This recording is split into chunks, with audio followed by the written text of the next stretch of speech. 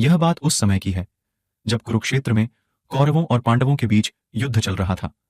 पितामह भीष्म कौरवों की ओर से युद्ध लड़ी अच रहे थे, लेकिन कौरवों के सबसे बद्दे भाई दुर्योधन को लगता था कि भीष्म पितामह पांडवों को नुकसान नहीं पहुंचाना चाहते हैं। दुर्योधन का मानना था कि पितामह भीष्म बहुत शक्तिशाली हैं और पांडवों को मारना उनके लिए बहुत आसान है। इसी सोच में डूबा दुर्योधन भीष्म पितामह के पास पहुंचा। दुर्योधन ने पितामह से कहा कि आप पांडवों को मारना नहीं चाहते, इसीलिए आप किसी शक्तिशाली हथियार का इस्तेमाल नहीं कर रहे हैं।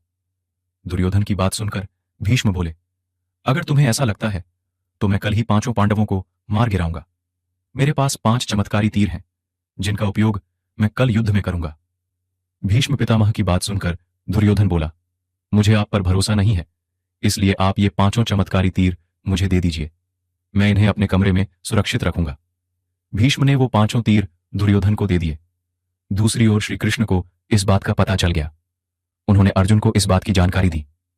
अर्जुन यह सुनकर घबरा गया और सोचने लगा कि इस मुसीबत से कैसे बचा जाए। श्री कृष्ण ने अर्जुन को याद दिलाया कि एक बार तुमने दुर्योधन को गंधर्वों से बचाया था। तब दुर्योधन ने तुमसे कहा था कि इस एहसान के बदले तुम भविष्य में मुझसे कुछ भी मांग सकते हो। यह सही समय है, तुम दुर्योधन से वो 5 चमत्कारिक तीर मांग लाओ। इसी तरह तुम्हारी और तुम्हारे भाइयों की जान बच सकती है।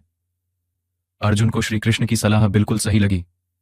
उसे दुर्योधन का दिया वचन याद आ गया। ऐसा कहा जाता है कि उस समय सब अपने दिए गए वचन जरूर निभाते थे। वचन तोड़ना नियम के खिलाफ माना जाता था। अर्जुन ने जब दुर्योधन को उसका दिया वचन याद दिलाया और 5 तीर मांगे तो दुर्योधन मना नहीं कर सका।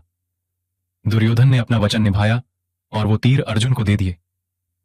इस तरह श्री कृष्ण ने अपने भक्त पांडवों की रक्षा की।